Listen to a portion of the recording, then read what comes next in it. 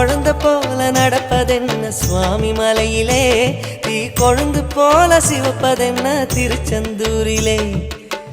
குழந்தை வேலன கொஞ்சி விளையாடலாம், கோபக்கார குமரன எப்படித்தான் ஆடலாம். குளத்தை போல மனசு கலங்குது, குமரா தெளிய வச்சா ரொம்ப நல்லது.